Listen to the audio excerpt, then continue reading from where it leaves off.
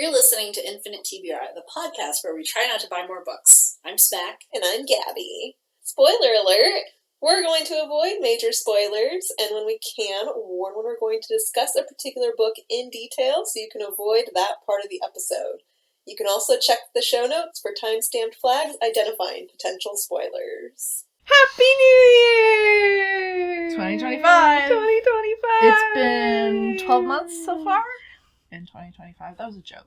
Uh-huh. Because January felt so long. There is some great poem I saw in passing on Instagram or Tumblr that was like a spin on that, like 30 days, half September, whatever. Oh, and no. But it was different in that, like, a third of the 30 days, and then it went, and then February has 28, and then the rest of these months have 3 more than that, except for January, which has like 6,000 something. It was very funny. Oh, no. But we did it. We got through January. We are in February, right? Yes. Yes. This is our first episode of 2025, so we thought we'd do a little bit of recapping for 2020. It's a little late for recapping, but we skipped January. Yeah, we skipped January, so for us, it's still the beginning of the year. So how would you like to sift through our 2024? What was your favorite book? Oh, man. Okay, well, I'm not going to pick a favorite yet. Okay. I'm going to think about this. Staring at my bazillion 5-star reads, knowing very well that you are very generous. I am very generous. Some are definitely more 5-star than others. Witch King is definitely top of the list by Martha Wells. Yeah. So excited to read that again this year because the sequel's coming out. The Daily Education trilogy is at the top of that. Yeah. For sure. By Naomi Novik. There sure are a lot of honorable mentions mixed in there. Tomorrow by Gabrielle Zevin still haunts me. Do you know what? My friend Vicky from high school, the last time I saw her, she was so excited. She's getting into reading, which is just like, I love that. So precious. And I mean, like, she's getting in via the ACOTAR books, which, like, as long as I'll you take start any reading, gate, right? Yeah. She has a friend who recommended Tomorrow. And she's a teacher. Mm-hmm. So I said, my friend read it, and A, it haunts her, but B, apparently we can spoil this, right? Spoiler alert, later, Gabby, whatever. There's a shooting in it, and she's a teacher. Yes, I forgot about that. So she was like, oh, thank you. Some books are not for everyone. It's true. But it's really exciting. I don't know. I didn't mean to interrupt all that. Nope. No, that's a good thing to point out. I'm not even sure I would mark that as... It seems like a trigger warning more than anything. Yeah. And I mean, that's what I was acting as. Right, yeah. But in terms of whether I should put in a spoiler warning in this episode or not, I'm not... I don't... If it's in the blurb... I do not think it is in the blurb. Because, I mean, it's not what the story is about. Right. It is something that happens and affects the characters in the story. Yep. And it is haunting. Yep. Anyway. The Sky on Fire by Jenn Lyons, definitely honorable mention. Really? Yeah. I wasn't under the impression you really enjoyed it.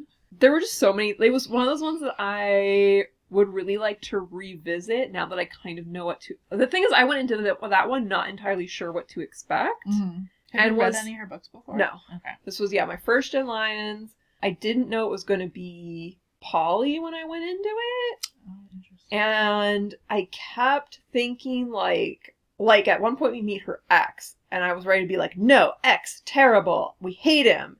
But then didn't hate him, and I was like, oh no, I have to recalibrate. So it's things like that where I kind of, like, expected it to go certain places, and it kept, like... Surprising, yeah. But in, like, good, fun ways. Yeah. So I'm really interested to go back, read it again, kind of having, like, now sort of knowing what to expect. But I did really enjoy that one. And I love that it was a standalone novel. Oh, is it? Yeah. Okay. Oh, yeah. That was one of the best parts. You read it, and it was done. It was a heist. There were dragons. That's excellent. The characters were just, like, really interesting. I just figured, because her last series was so long. Yeah, right. I mean, she probably needed a break. That was the other thing, I started reading it worrying that it might be. Mm-hmm. And I think before I started, I looked everywhere to be like, is this a standard? Yeah. do I need to worry about. That's nice. And Braiding Sweetgrass by Robin Wall Kimmerer was... I own that. I'm meaning to read it, but when you and Laura were reading it, I was just not in the right headspace. Oh yeah, you have to be in the right headspace for that one. The audiobook is good. I was probably still but reading domestic abuse stuff, which is... It would be a nice contrast to that. Okay. So, my favorites... I had a pretty good year, I feel like. I feel so good. I was looking at my 2024 being like, that was fun. That was fun. There was a stretch where it was just, but... I mean, I read the Emily Wilde books. Oh, yeah. Those are amazing. They're so funny this and year, so smart. This year for And me. the third one's coming out. And, so fast. Are you going to buy it? Yes. Like as soon as it comes out? So, I hated the original covers. I hate that they didn't have dust jackets. Oh, that's right, because we differ on this, because Yes. I love the cover. I hate them. But I love the books so much. So what I ended up doing is I waited until the first one was in paperback and I bought it, thinking like, A, it doesn't bother me if there's no dust jacket on paperback, obviously. B, I could one day rebind it. And then I realized that Barnes & Noble has special editions of those books, so I bought those too. Oh, in addition. Yes. But I only own the first one twice. Got it. Okay. And the Barnes & Noble ones are hardcover? No, they're paperback. Oh. They're just nicer covers. So, but what I'm about to get at, Yes. do you have to wait for the paperback of the third one to come out? I have no idea. It's going to be real fun to find out. I might lose my mind if I can't get, like, the paperback one soon. Get on the library waitlist, like I did. Right now. That's how I ended up reading the second one. It's because I got close to getting the second one. Mm-hmm. And I was like, oh no, I haven't borrowed it from Gabby yet. Truly, we set new 2025 rules on our competition, That's right. and my adjustment to my... We should do a recap of the competition. Yes. So, Smack, me, and our number one fan, Laura, have this sort of yearly challenge thing? Monthly / yearly? Yeah, it's our second year trying December it. 2023, I was like, I need to get my book buying under control. This is a problem now. Right. I proposed a competition where the first person who buys a book every month loses. Just just pride. There's nothing at stake except that we get to make fun of each other. But Gabby and Laura I took it and ran right with up. it. Yeah. And it is better than that original one because, I mean, I think there were 2 months where I bought 0 books. Right. And I think the thing was, like, as soon as the first Spoiler person... alert, I lost. But it was closer than I expected. It was closer than I expected. I don't have the numbers in front of me, but I was like, ooh, I should be careful this year. Now that I'm refocused. Yeah. So now that New Year's has started, we sort of like touched base with each other and we were like, okay, what worked, what didn't? How can we maybe get Laura on our level? Because Laura destroyed us. Yes, Laura does not have a book buying problem, so she chose a different challenge. Yeah, like a $30 sushi, $30 Annie, but like the specific thing we were addressing was sushi dinners. And that did not happen on the level that we buy books. Well, you know what? Sushi doesn't come out with pre-order sales. Yes! If it did, maybe that would be a problem. So we're dragging her down to our level this year. She lowered her dollar limit. Thank God. We'll see how that goes. And then I added a caveat to mine where if I read a book before I buy it, it doesn't count. To discourage me from buying unknown quantities, which is my bigger problem, is I'll spend too much money on a thing and then not even like it and want to keep it. Yeah. I feel like the last 2 years you've had really bad luck with that. But yeah. It's like every time it happens, I'll have a good run of a few months. Yeah. Because I'll be like, oh, remember when this happened? Don't do it again. And then I'll just see the pretty covers and I'm like, oh, but surely this time it'll be fine. It's pitched as Howl's Moving Castle. Yeah! And it always lives up to that comp. So I also have a new caveat this year, and it is pretty slim. If I buy an ebook and read it before the end of the year, I get to take it out of the overall total. So I bought 3 ebooks and I'm halfway through 1. Before the end of the year or before the end of the month in which you buy them? Okay. Are you keeping a separate list where you're like this? I'm writing everything down. Amazing. I love record I've got a little, yeah. So I number everything so I don't have to count it. title author per month, and then I just get to do a strike through if I read it, which is like super satisfying. I did not expect that. So yeah, so that's our 2025 competition, but in 2024.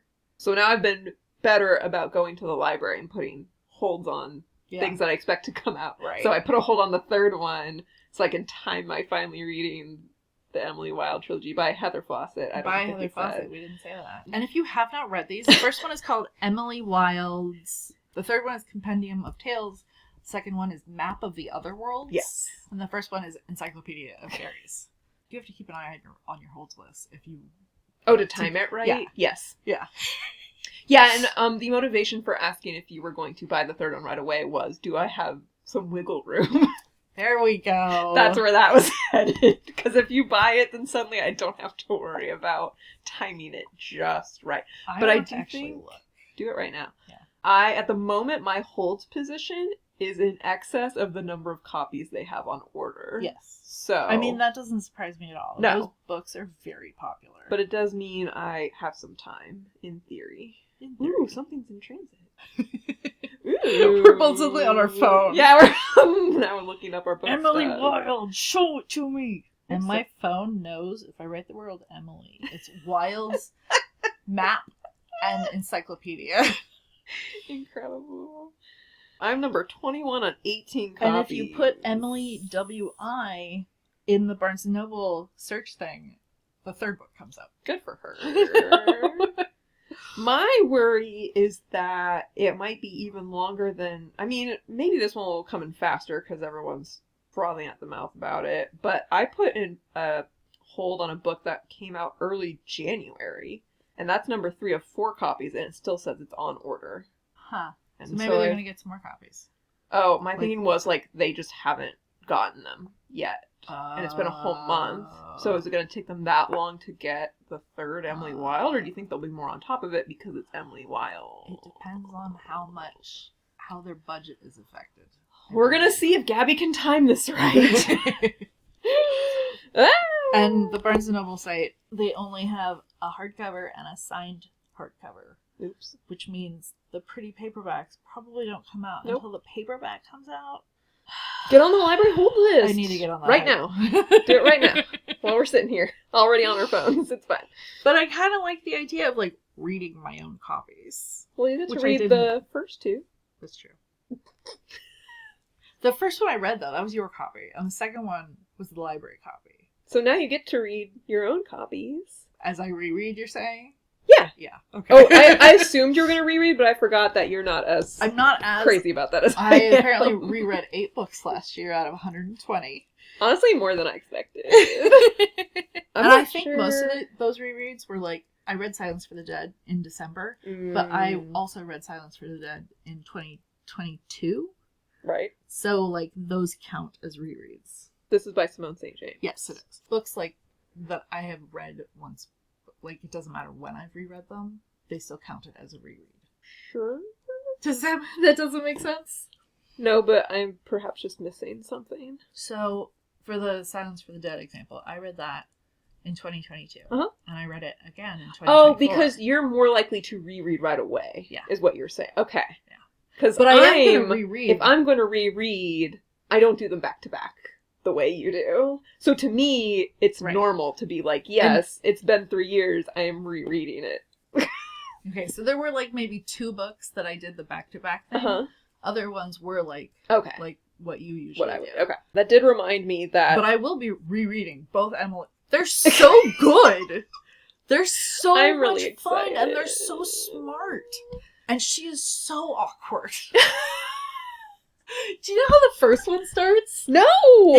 It's the first scene. It's the first, please let me tell you, it's the first 20 pages. Okay. So she's going to what is basically Iceland, but not. Sure. Not Fantasy Iceland. Yeah. Uh-huh.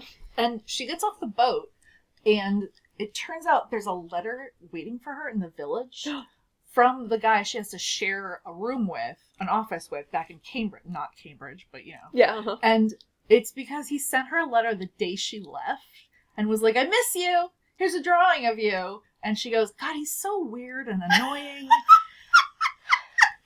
And I'm just like, is he weird and annoying, or did he just not show up very prevalently on the back summary cover?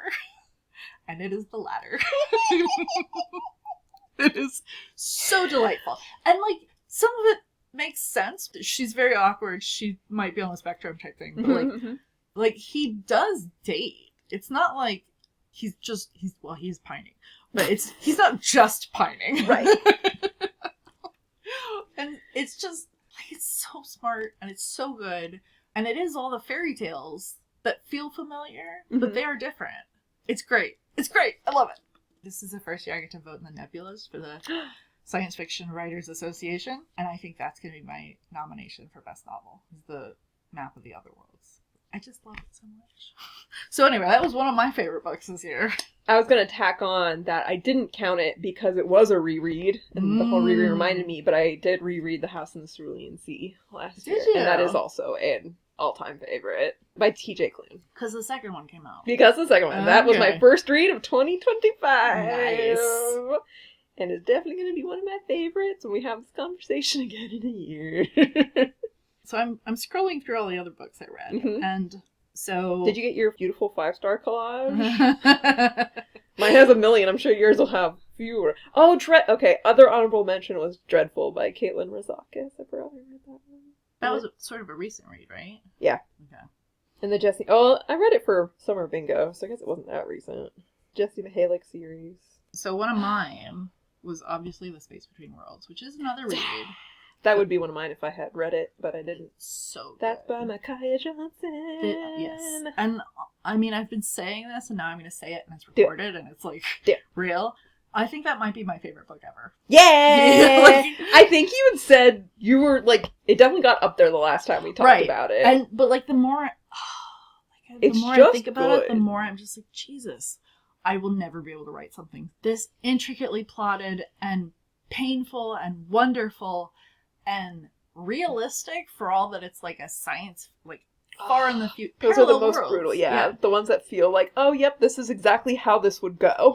Yeah. And what are we bringing? So, every part of The Space Between Worlds, it's divided into, like, 4 parts, and everyone has a non-fiction quote from our world that explains either something that's happening in their world or jumping parallel universes. Are you reading these things that they got quoted? I am! It's called Parallel Worlds, A Journey Through Creation, Higher Dimensions, and the Future of the Cosmos by Michio Kaku. I would like to read that. You are more than welcome to after I finish it. Yay. But this guy is, like, he is a astrophysicist. I think that's what he is. He's super smart, super qualified, has, like, a science job. But his thing is that he writes nonfiction books about really complicated shit, quantum physics shit, so that the layperson can understand it.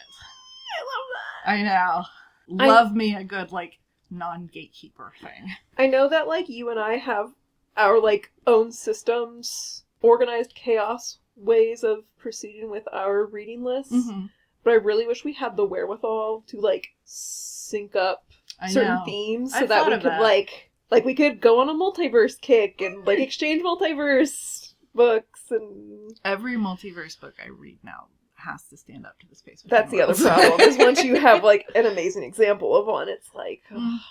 So, other books I really... This was the year I discovered Mallory Dunlin. Right. Oh, was it? Yeah. I was 2024 was so long. It lasted forever! It was the first one I read by her was the 4th book in 2024. Wow. Yeah. Was that caught in the Basilisk? No, that was her How to Slay a Dragon. Oh, that's right! Yeah. I forgot about that. It's either a novella or a novelette with, like, the just most ridiculous cover. The only thing more ridiculous than the cover is the uncensored version of the cover. Amazing. And that's what I keep meaning to reread. It's not long. The Mallory Dunlin. But the Caught in the Basilisk case, that was another reread. I read that twice last year. That might be the cleanest either one of us has managed to say that title in one go. Ever. You just gotta not think You about rolled it. that right off the tongue, yeah. Which is nice, because I've been stumbling over my words for like 2 months now. And that's a hard one. Yeah. It's tripped us up many times. since the beginning of 2024, I guess. And you know what? I read the book. The series is called World of Fairy, and Caught in the Basilisk's Gaze is like number 4 or 5. Monsters. Monsters of Fairy. Monsters I of Fairy. think. And so she came out with the sequel / companion novel to that in like October of 2024, which is when I reread the Basilisk Gaze one. Because you got it in advance, right? Yes, Crowned by the Fae King, I think that one's called. And so, like, probably the biggest minor character of the Basilisk Gaze one is the main character for the Crowned by the Fae King. And I think that is as close as her companion novels get to each other. But, like, the Basilisk Gaze one so hit all of my, like, ding, ding, ding, ding, things I love in a book that, like, I don't know if the rest of her stuff will hold up. So those, Emily Wilde, Mallory Dunlin, I say this, and Space Between Worlds. And I say that, and I'm always entertained by the fact that Emily Wilde is a series and Mallory Dunlin is an author, and I just say that. Right. I think, like, because everyone, it's so much, for some reason, easier to remember Emily Wilde. And it is in the titles of those books. It's Emily Wilde's Encyclopedia of Fairies, Emily Wilde's Map of the Other World. Frankly, my Can't brain remember Heather always, Fawcett. My brain wants to turn Heather Fawcett into Farrah Fawcett, which is not the same person. But it's very reasonable. Is it? Yes. That's the only other Fawcett Phonetically, I know. maybe. That's true. Fawcett is not a common last name. That's true. It's a common everyday word, but not spelled like that. Maybe that's what I'll picture when I say her name now. I also, like, a couple of honorable mentions. Oh, The Drowned Woods. I did read that Emily Lloyd Jones. We both read that! Yay! What did you think? It was so good! It was so good! It was so good. That one, I'm trying to remember, because I read them back to back. I think Emily Lloyd Jones is just criminally underrated. Yes, agreed. Not popular as she should be. I like that they stand alone. I think I maybe liked the Bone Houses.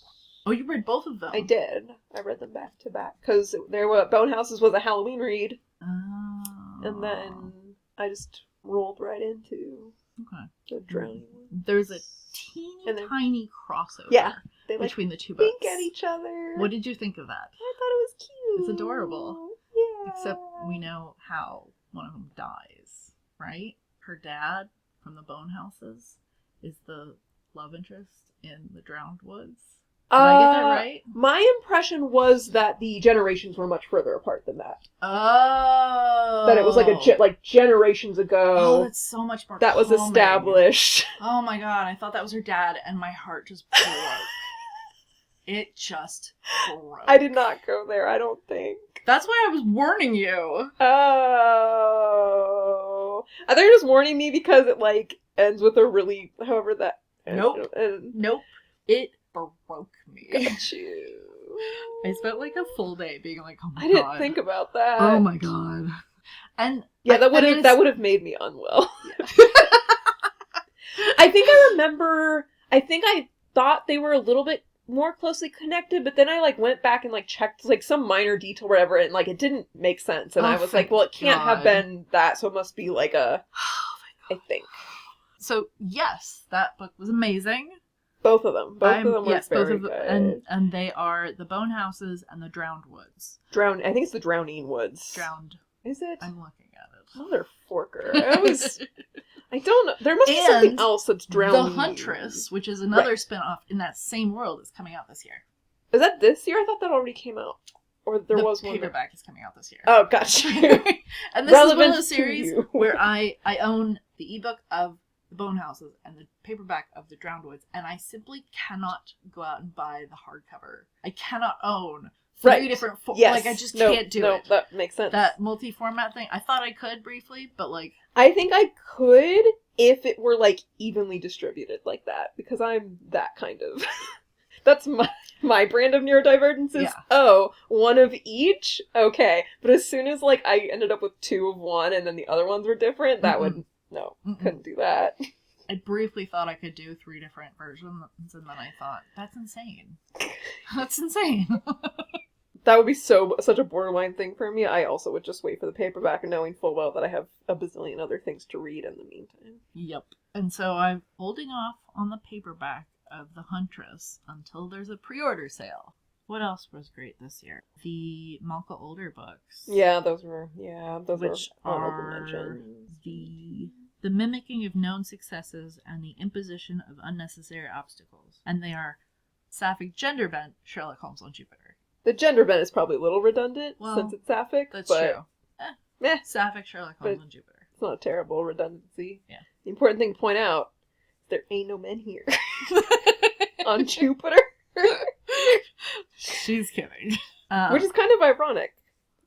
So, I'm really pleased you got there without me having to explain. It only took a second. That was a really niche joke to me. I cannot. Is it that niche? I don't know. You did get right on it. I don't know. And just like the most minor correction, just to save me the trouble of doing this later, but the third Emily Lloyd-Jones is the Wilde Huntress. Oh, that makes more sense. Everything else has 3 words. That's a good point. That would also drive me crazy. There used to be an adjective here. A Sorceress Comes to Call by T. Kingfisher. I read that one over the summer when I was at your place, and it was fabulous. You ended up with a hardcover. I had already pre-ordered the special edition. Actually, no, it wasn't special. It was just a hardcover that they made super pretty. And it's like a very rough retelling of the Goose Girl. Except the Goose Girl is like 60 and has to rescue a 14-year-old from her sorceress mother. While the mother tries to like marry the quote-unquote Goose Girl's brother, who is lovely. Like, it's a old-timey English-ish world, and so like the main character, whose name I cannot recall, the Goose Girl, lives with her brother because she's unmarried, and he's like, that's fine, you can live with me forever. So he's really lovely and kind and has just the dumbest sense of humor and isn't super bright, so the Goose Girl has to deal with the sorceress. Cordelia, that's what it was. She's delightful. And anytime someone around me who isn't a reader goes, I want fantasy with an older protagonist. And I keep telling people, A Sorceress Comes to Call by T. Kingfisher, and so far no one has picked it up, and it drives me crazy.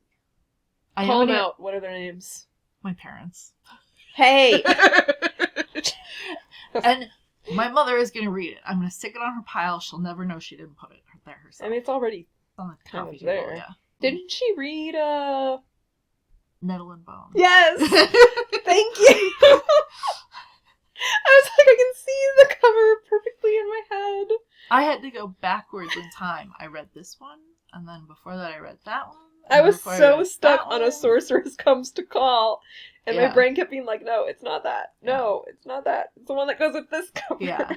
I was like, it's not Sorceress. It's not Briny. It's not Thornhedge. I have read a lot. Yeah, I mean, her books are not super long. Right. I think the longest is A Sorceress Comes to Call, which is like sort of novel size. Yeah, it is. The others are quite short. So didn't your mom read Nettle and Bone? I thought she did. I think liked it. she did. So let's go. No. She's quite alarmed. I mean, like, I'm a little alarmed by how big her pile of books to read is, but only because it's starting to get precarious. I find she no needs one's to pile give in impressive. and just make a second pile. Yes. Just accept it. Because if it tips I didn't over realize and we're it talking wrecks, about one literal pile. Yeah, one literal pile that is like, it's like a Jenga block. Oh, right, in her office. Yeah. Yeah. And she doesn't know it. She hasn't made the connection yet. But if it falls and it ruins any of my books, she's never going to live it down. I mean, like, if she thought about it, she would know it. Yes. She's afraid to read my books sometimes just because, like, she doesn't understand how I keep them nice. She doesn't like... I'm afraid to read your books, too. I get that. I've gotten a lot better at it, about not minding. That's not... Except that, I mean, like, does that look like straight to you? Like a flat book? I mean, I can tell that the front cover is like... I fucked it up. And I have spent the last month with all those books on top of it, trying to get this one slice of the cover flat again. So, you know, I got it for my birthday, right? I made a huge deal about wanting like a new copy. And I got it, and I fucked it up. I mean, it still looks beautiful and It new. does, until I look at that corner. And Okay. I'm like, why did you do this? So you have to understand that books come into my apartment and get hit with that humid sea air, and the whole book, like, warps and, like, curls. Do you know, on the bookbinding stuff? And that stresses me out for you so much. I'm like, I'm gonna give this back and she's gonna think I did something. I didn't do anything. It just sat on. Do you know I've never gotten a book back from you and been like, yay! Yeah. That makes me feel better. Yeah. I keep doing what I'm doing. Maybe with a little less stress. I will forgive you. Oh, like, me personally have less stress. Yes. Not putting less stress on the book. No. I was like, Gabby! oh no. Oh no. I'm doing it wrong. No. I can do better. No. Don't do as No, it's fine. well. I mean, most of them are, like, ones that I'm, like, either... I mean, what I come down to is I know that if I ever return something in an unacceptable condition, I know I could replace it. If you ever returned it in an unacceptable condition, I would replace it. It's not... I mean, either way. However we would work that out. It would get worked out. It would be fine. You would never know. The only ones that, like, even, like, I say really stress me out, and even that didn't, like, stop me from reading it, were things that are, like, signed and personalized. Like, when I saw the Foz Meadows one which is also very good, but that's a 2025, so it's not an honorable mention for 2024. Which? Finding Echoes. Oh, yeah. Foz is F-O-Z. Obsessed with that. I want it to be a full novel and series. I am so glad. I thought you wouldn't enjoy that one, frankly. I mean, I'd forgotten how much you love Pining Dum-Dums. I love Pining Dum-Dums. And something about, like, a storyline and the characters and the way Miranda would say this, the ways in which the characters are unwell is compelling enough. Yes. Then it's like, it's the Untamed effect. That's what, like, really got me. Okay. Chomping down on the Untamed despite the tragedy that is the Untamed. Because just Pining Dum-Dums, and they're just all so unwell in different and compelling ways that affect the way they interact with each other, but they also, like, love and care about each other, but they're just so bad. That's worth going. And the ways they, like, try to do things for the other people end up blowing up in everyone's faces, but they're doing it out of a place of, like, anyway, sorry, that's you want to talk about faces while you're talking about books. Squish my own face in excitement. And also really lived for the scene at the climax where what's-her-face says something about how, like, you're the hero and you're not gonna kill me. And the main character's like, sure I am. Yeah. A hero to you? I don't care. Die. I do love it when that happens. It is such a beautiful moment. Yeah, those are good. Truly no fucks to give. No hesitation. Was like, you've misunderstood this situation. And now you will die. And that is a Neon Hemlock novella, which we will have more news about. Hopefully the next episode. Good news. So yeah. Anything else about 2024 you want to shout out? I did get distracted. I have a hard time reading past 5 books in a series at once. And then it's harder to go back to it, That's fair, yeah. So I got through 5.5 books. The last 2 on our reading retreat back in January of 2024. And they were the Rachel Kane Weather Mage series. Yeah. Mm-hmm. Which I hold a special place in my heart because I found my 2 copies of the first and second books that, like, were from 2004 or whatever when they came out. And they're not the best, but I do really enjoy them. And they are deeper than they at first appear, partially because the series is so long that, like, you can get into deeper stuff. Weather Warden, that's what it was. There are 10 primary works. Yeah, they're a lot, but there won't be any more because the author died of cancer in 2023. So it was just really nice to sort of revisit an old series that I had enjoyed but lost track of. It just felt nice to, like, enjoy something that lasted beyond its creator. Yeah. And that's something you stopped in the middle of and haven't gone back to yet. Right? I'm gonna, though. But you're gonna. I'm gonna. Do you have them all? I was getting them through Libby, but I didn't have a Kindle, so I was reading on my iPad, which is really awkward for me. Rectified. Rectified. Somebody handed me a Kindle. It was very exciting. So I think that's my 2024, more or less. Hooray for our 2024! It only took us forever and a day to get around to. Is there anything in particular in 2025 you're looking forward to? Fucking Emily Wilde, man. Okay. Other than Emily Wilde, which we're both very looking forward to. I have a list. I keep a list. I don't even know why I'm looking forward to it yet. I am ignorant. I'm excited really to find if you out. Don't enjoy it. That would be shocking. It would actually. Everyone I know has been like, Gabby, read it. Gabby, read it. Gabby, read it. Okay. And last time that happened was Scholomance, and everyone was correct. So I'm excited. So we trust everyone. Yes. Quote unquote. Okay, so I do keep a list of books to pre-order. Just to have it when those pre-order sales show up unexpectally. Surely, it didn't happen in January. I was going to say, year. usually they happen in January. Was there not one? Last year it happened in January, but I don't think in 2023 they did. Because I was quite taken aback last year. It happened fast. How often do you check? I mean, I get emails. Oh. Did they just stop doing them? No, they just haven't done one yet this year. They did one in the fall. Okay. Like, it hasn't been that long. Okay. I felt like they hadn't done it in a while, but maybe I just haven't gone insane over it in a while. Since last July. Good job. When I bought like 18 books. It was insane. Because I knew I was going to lose that month. So I was just like, I'm going to get everything on my list. That is the one unfortunate loophole in our system is once you're already losing a month, it's like, might as well, yeah. But like, the following 3 or 4 months, 2 of those months, I didn't buy any books. Yeah. One of them I bought 1 book. So, like, after I did that all, there was nothing else for me to buy. Wahoo! Anyway, so, The Wild Huntress, I'm looking forward to. The Enchanted Greenhouse by Sarah Beth Durst. Oh, yeah. Which is the spin-off from The Spell Shop. Which we both read. And it was, like, the writing wasn't amazing, but it was good. It was and good. And the story was, like, just excellent cozy fantasy. So cozy. It was great. It is, like, I will say that cozy fantasy, I actually haven't had a whole lot of luck. Yeah. It's really saturated. It's really saturated. The overall quality seems, I mean, maybe I've just had really bad luck, but I've just, like, have not been impressed. But also my benchmark for that genre is The House in the Cerulean Sea, and that's a really hard one to live up to. Yep. And that was, like, kind of before it really became oversaturated, so...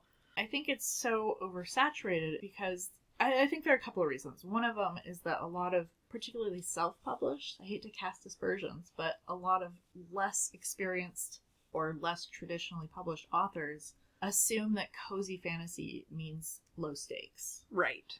And that's not as exciting. Mm-hmm. But you can have really high stakes in cozy fantasy. Like, a whole island is at risk in the spell shop. And at the beginning, like, she's in fear for her life. Right.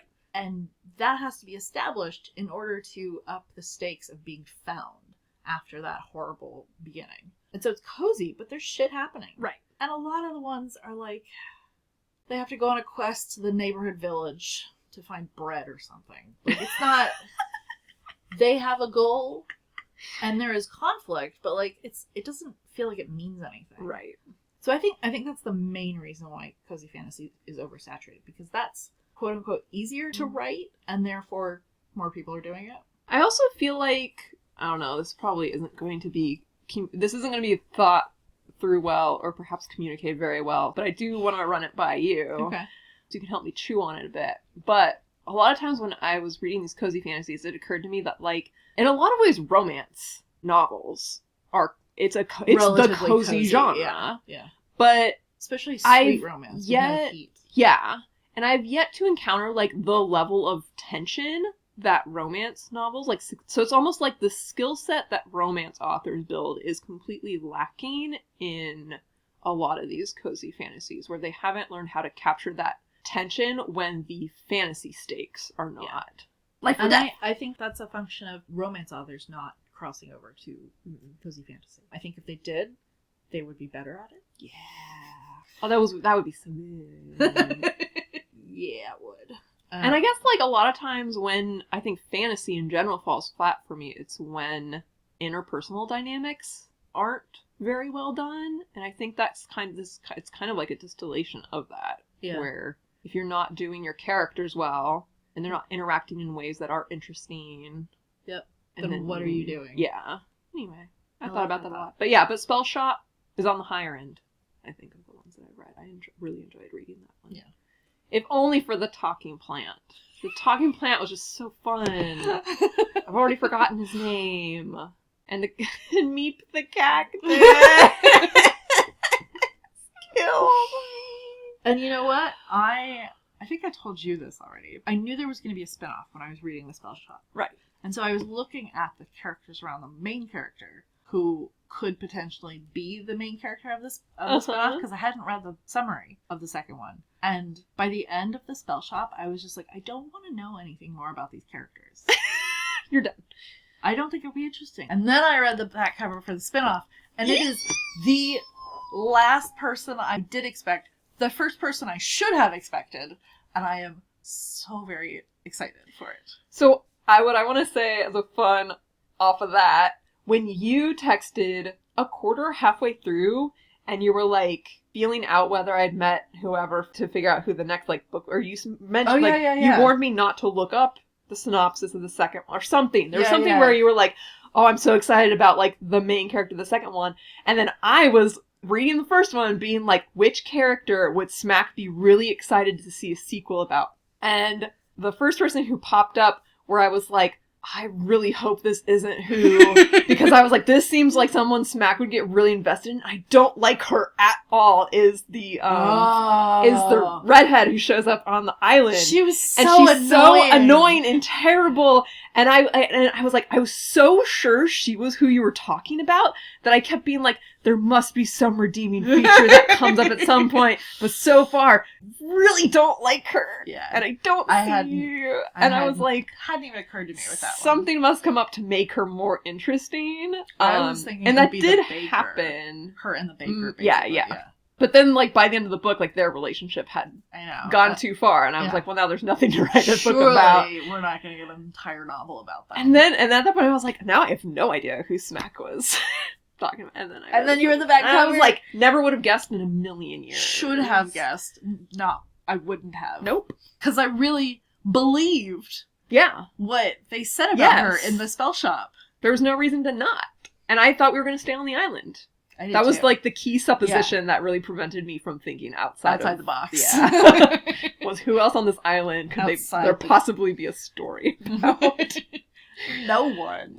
Maybe the winged doctor on the cliff, but what do you do with him? Yeah, not Something really. Interesting. So another one I'm looking forward to is the Antiquarian Object of Desire by India Holton. That's not what I thought you were going to say. Just kidding. What did you think I was going to say? Whatever the third Mossa and Pleiti. I was so sure when you rattled that off because it sounds like a it's got that, the right cadence. Yes. So this will be An Antiquarian's Object of Desire by India Holton is the third book in her latest world, I guess. The second book is coming out in a week or two. Oh, okay. Or maybe a month or two. Did you already pre-order it? I did pre-order it. I pre-ordered it 3 pre-order sales ago. Ebook? No, because you have the first paperback. Okay. How nice for me. And that one's the geographer's map to romance or something. Yeah. Anyway, the first one was fun. And the third one's also coming out this year? I don't actually know. I think her pre-sale things just get put up really early. But on that same note, the third Malka Older, the Sapphic, Sherlock Holmes, and Jupiter, the third one is called The Potency of Ungovernable Impulses. There we go. These titles, how would you come up with those? So good. They are really good. So what else? Alexandra Vasti has a Sapphic one of hers just came out. Yes. I saw that on Meet Cute's. Earl something, yes. Earl Crush. Yes. So the first one is called Ne'er-do-well. Yeah. Did you read that one yet? Surely not. I have not. Okay. I was sure I would have heard about it. Yes, you would have heard about it. The second one is called Earl Crush, and then the third one is Ladies in Hating. It's like an enemies to lover sapphic thing. Your list is so much longer than my list. I I was so have been proud of my little list. I just looked curating. over and I was like, oh my lord. It looks longer than it is because I also keep a list of like ones that I want but will be available at the library. Library. Yep. Let's see. A Theory of Dreaming by Ava Reed, Oh. which is the sequel to Study of Drowning? Study in Drowning, yeah. Which is sitting right in front of us. it. And I'm gonna read it, if only because I showed my mother how pretty the special edition is, and she's like, you're never gonna read that. Now I have to. Yeah, now you have to. But also, it is like a duology, right? Yeah, so I'm not like the second touching one. it until it's And I think if I like it enough, then I'll reread it. But even if I don't, I feel like I'll remember it. It's not a big book. It's No. YA. Yeah. I can remember that shit. Also, it's Ava Reed. I know. So, who also wrote The Wolf and the Woodsman. Woodsman. I want to say Watchmen. I'm like, Which I that's think not we right. talked about in our very first episode. Was it? Yeah. I fucking loved that book. That was another one that I will never be able to write myself. Which actually might do a Study in Drowning a disservice. Why? Because your standards are going to be I know, my standards are through very the high. roof. But I also have Ava Reed's Lady Macbeth book. Mm. And that hasn't gotten great reviews, so it will, temper everything. Are you going to read that first? I might. To try and Yeah. bring the expectations a down little a bit. But that one, I'm sure I've said this before, but in addition to rebinding books, what I also like to do is paint the pages. Mhm. And so what I really want to do is I found the exact insane neon pink that the Lady Macbeth cover has, and there's like a specific graphic of a dagger on the spine, and I really want to do just like that dagger in pink. But I haven't figured out some of the software logistics for that yet. Mm. It will happen. Yeah. And then it'll be so pretty. And then it won't matter if it's good or not. I just like making pretty things. That's what all my hobbies come down to. Did you see what the bad reviews didn't like? Or did I you don't not go remember that what they deep? are. Yeah. But I mean, that was a pre-order, so like... I think Wolf and the Woodsman got pretty low reviews too, if that makes you feel Really? better. I think so. I think that was one of those ones where we were surprised about. Wolf and the Yeah. Woodsman averaged out at 3.53. What?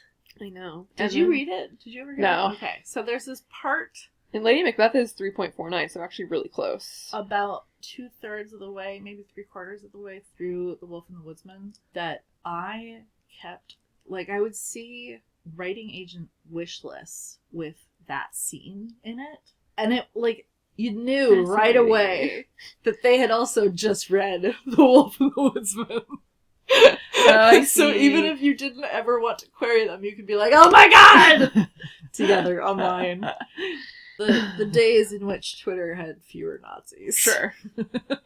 Oh, and Cool. this is completely unrelated, but I'm trying to spread the word where I can, because pre-Muskrat takeover, Twitter would be where I go to... I got there. Okay. I got there. So I don't when think I'd ever Twitter- heard that before.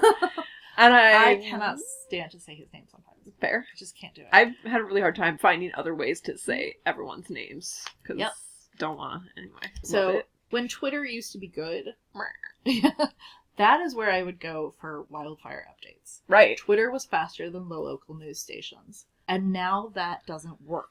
So, especially if you live in California, Yep. there's an app, it's a free app called Watch Duty. It's Yep. 2 words, WATCHDUTY. And it is run by volunteers who collate official information about wildfires specifically. And you can download the app. I would put the vibrations on silent because the noise is the most Mhm. annoying thing in the world. Mm-hmm. And when there is an active fire and there are updates all the time. Yep. So you sign up for a zip code to Right. get updates for. And so at first it's sort of alarming with how many fires there are that just don't make it to the news. They don't get big enough. Right. So you have to get used to that. Yeah. Perspective. Yes. And unless it pops up near your house, like, it is an exercise in just breathing. Yes. Avoiding the urge to pack a go bag and Right. all that fun stuff. I mean, maybe if you live in those areas, perhaps you should pack a go bag, Right. but like, But, like, just yeah. It is volunteer run. There's no money involved unless you want to pay and Mhm. help them cover all their costs. but they have been so helpful in the California wildfire season so far. Yeah. Us personally, actually, because when we were taking a walk at work... This is not we, her and me. This is me and a coworker. Yeah. We're out walking, saw a bunch of smoke in a direction that seemed perhaps relevant to some people in our office, including the woman I was walking with. And so we were Googling and trying to figure out where this fire... And it must have been very fresh, because we could find no information about it at all. But it was very clearly right there, and something was very much on fire. And we got back to the building and someone started saying information about it. And I was like, where are you getting this? Because I can't find anything about it anywhere. And he was like, watch duty. Yeah. And it is truly incredible. The information they pull up in the and how speed quickly, they pull it up.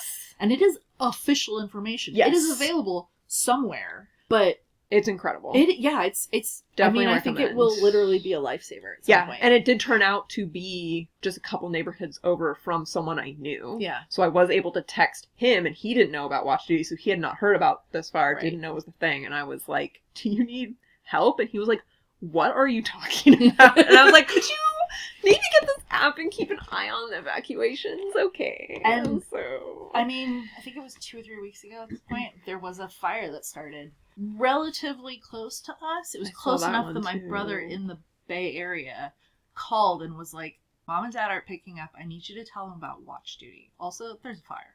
And I was like, "Oh yeah, I meant to tell them. I got distracted on social media." as the neighborhood burns. Not ours. Right, it was fine. Ended up, I think that one, the only thing that kept me from texting you was like, okay, it's on the other side of Black Mountain. Yes. There's a whole mountain between. I think it's okay. Should be okay. But yes, so my whole family signed up. Everybody's locked and loaded, basically.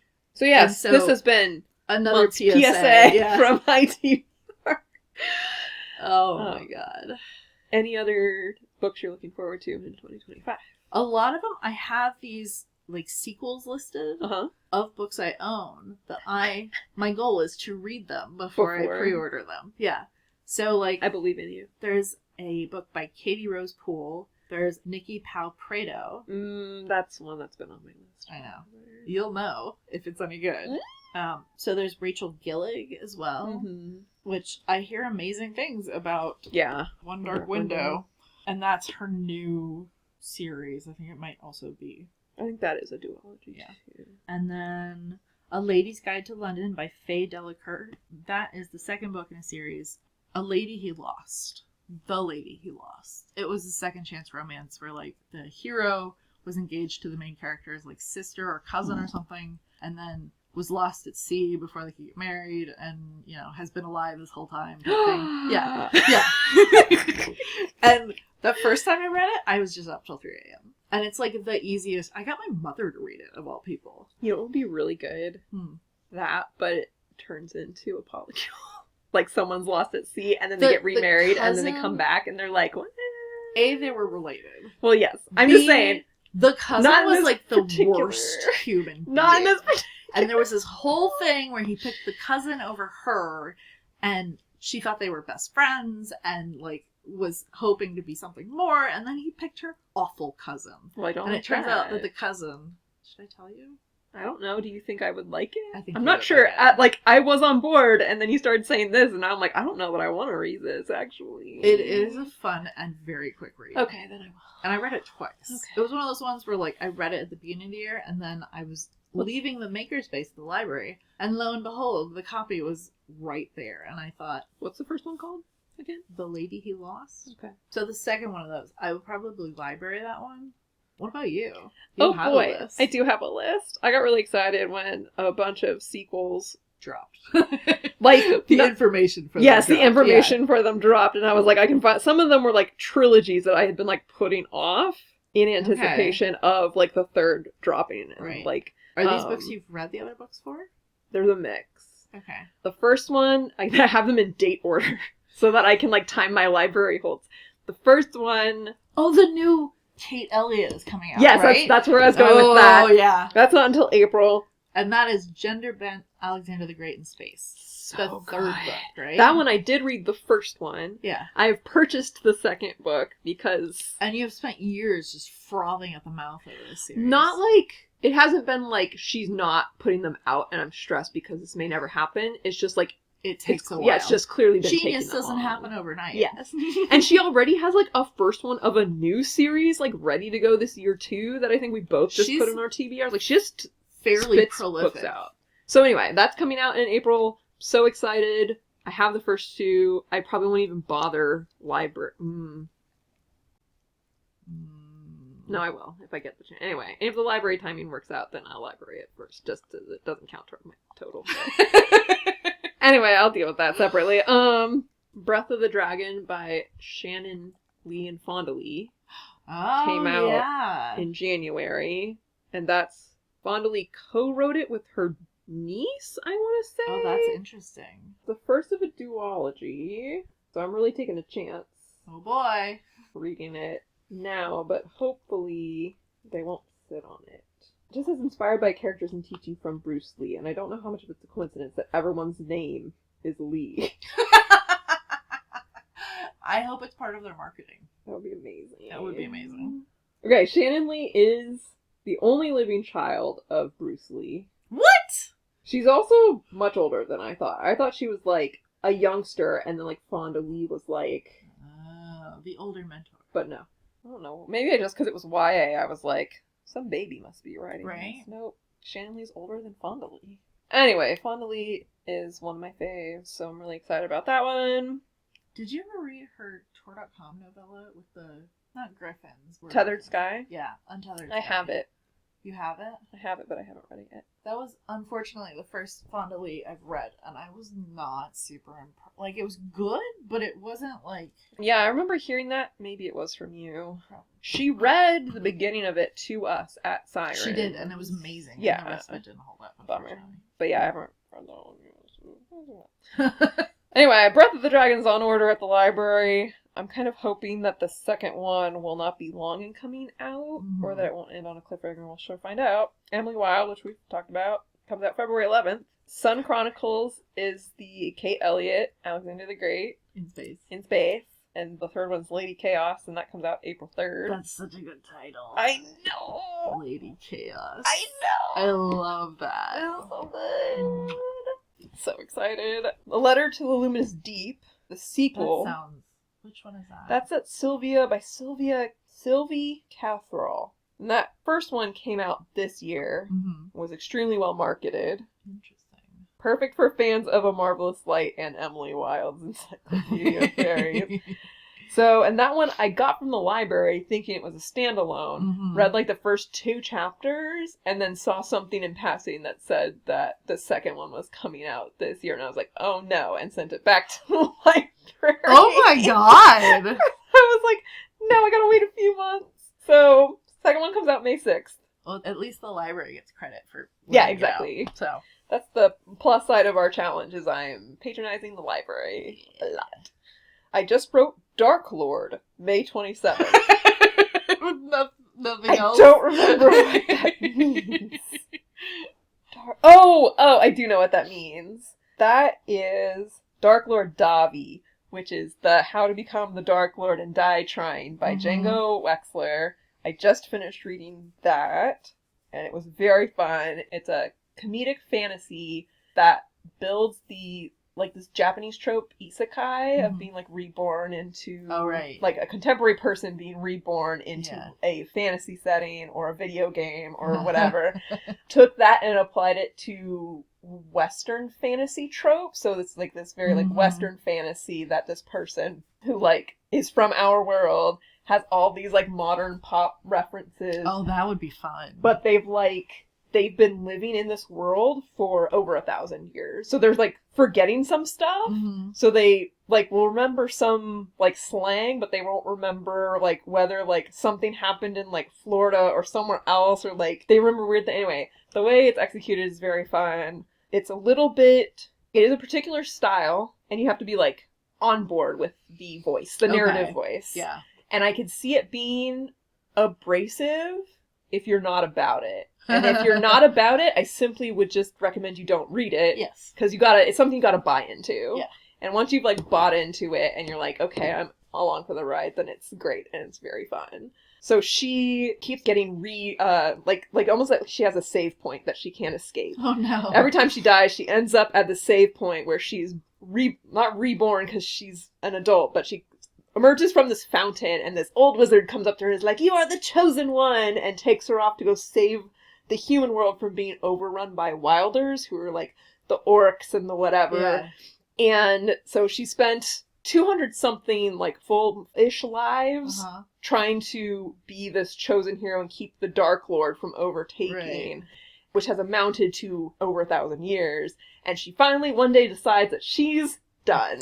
It's not working. She's tried too many times. So she wakes up in a murderous rampage, kills this wizard who initiates her into this world, and decides, I'm going to try and become the Dark Lord instead. If you can't beat him, join him. And so just like beat him. Yes. So like almost like on a lark is like, I'll just try this for a while and see if this goes anywhere, because I'm bored and traumatized and I simply can't anymore. So she goes off to try and be evil for a bit and tries to build an evil horde, and to go be anointed as the next Dark Lord. That's and amazing. That's the story. I love that. It's really fun.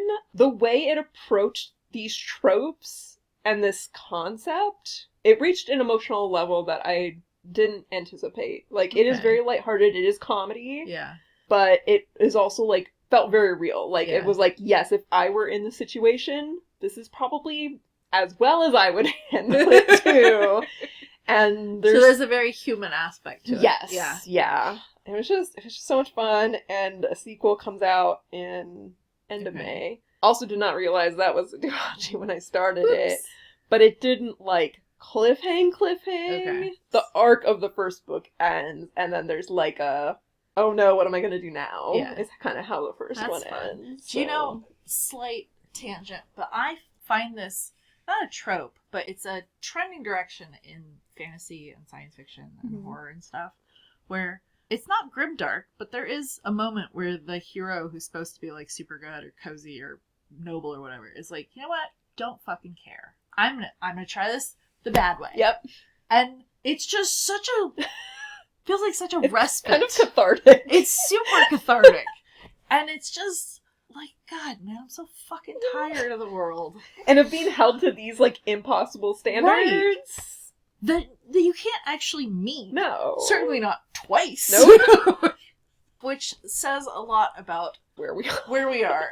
I think it's especially interesting, though, that it's not like morally gray, grimdark protagonists are like the a la mode at the moment.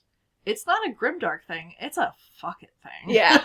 It's a we're tired. Yeah. And it shows.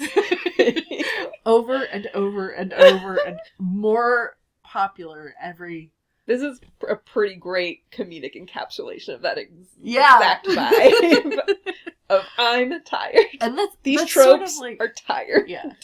And like there's the Long Live Evil by Sarah Reese Brennan, which I will similar get to vibes. soon. I'm excited about. And that also one. Assistant to the Villain is like the start of like a trilogy. I have shared my misgivings about the book. Who's that by?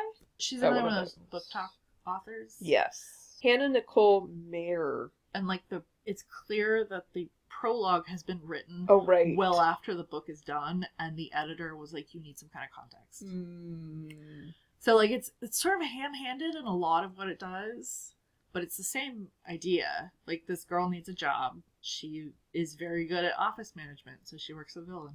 And she doesn't consider herself a bad person, and she's mostly like super nice and doesn't belong in a villainous like torture chamber or whatever, organizing spreadsheets. But like there's still that aspect of like, fuck it. Who's actually good? Yeah. And not so much the like fuck it vibe, but Dreadful by Caitlin Rozakis is also this like exploration. It's more an exploration of what villainy looks like. And also like not personhood, but like if you wake up and you're like, how much are you defined by your past if you don't remember your past? And being in this context where like being a villain is the easiest thing to do. and how much is it worth it to try not to. Did you really like that one? I did really like that one. Do you own a copy? Oh yeah. I might need to borrow it. I'll try. I think it's in Phoenix. I just need to remember to bring it back. But yeah, everything with that vibe is just like, as much as cozy fantasy has been oversaturated and not living up to my expectations, so far I think I have yet to encounter a version of that I have not enjoyed. I don't care if I'm a level. hero. Yeah. Hench is the other one that I've heard is really good. Yes. That one's quite a bit darker, but by Natalie Zena Walshot's another 3. I fucking loved that when I read it. I still want like a sequel. I can see exactly where it would play out. It's self-contained, and it's a lot darker than something like Assistant to the Villain. You want a sequel, you say? No! Really? Uh-huh. Oh my god! Finally! It's called Villain, and it comes out August 12th of this year. Where's my pre-order I know, list? I haven't read it, the first one yet, but now I guess I got it. What's it called? Villain. Villain. No, I'm just so fucking excited. Also, I have a complaint to lodge. About what? Villain, this sequel that we're talking about. The comp under the book description is the boys meet starter villain and assistant to the villain. And I think that is unfair because Hench predates Assistant to the Villain by does. 3 years. Yeah. I hate book talk. So Natalie Zena Walshot did it first, everyone. Okay. I don't hate book talk. That's an exaggeration. Speaking of Caitlin Rozakis, were we? Rewinding and spinning off a bit. Okay. She's the one who wrote Dreadful. Yes. She's coming out with not a sequel, but another novel called The Grimoire Grammar School Parent Teacher Association. What? Which is about 2 parents and their recently bitten werewolf daughter trying to fit into a privileged New England society of magic aristocracy. Oh my god. And I'm really excited about this kindergarten werewolf and their parents trying to... That sounds It amazing. looks cute as shit. And that comes out May 27th. We talked about Mossa and Pleiti. Hard Mercy 3 comes out July 8th. And that is going to be The Undercutting of Rosie and Adam by Megan Bannon. We talked about The Enchanted Greenhouse, Villain, and then Queen Demon by Martha Wells is a sequel to Witch King. Demon! I love that. I'm so excited, but it doesn't come out until October now. To wait for so long. It's gonna be a good year book-wise. Great year book-wise. And I don't have to worry about anything else. Only books. Yep. Nothing else matters. Nothing but books. Anyway. Happy 2025. Happy February. Happy Valentine's Day. Future Gabby here. Obviously, Valentine's Day has long since passed, so in addition, we would like to wish you a very merry Ides of March. Here's hoping. Here's hoping. So much. So much. Just all the things. Here's hoping your January didn't feel like it was 12 months long. Mm-hmm. Here's hoping you don't keep all of your mental tabs open. Close some of your mental tabs. Find one thing to sink your emotional and mental energy in to make the world a better place. And just let the rest go. Best as you can. Here's hoping you pick one thing. Mm-hmm. One good thing and make it happen. Thing. Patronize your libraries. Yeah, go get a library card. Yeah. That's really important now. Go get a library card. Yeah. Yay! Thanks for listening. This has been another episode of Infinite TBR. You can find us online at infiniteTBR.com. You can email us at itbrshelf@gmail.com. And we're also on Instagram at Infinite TBR Podcast. And individually on Instagram at Gabeladon, which is like Megalodon, but with Gab in the front of it.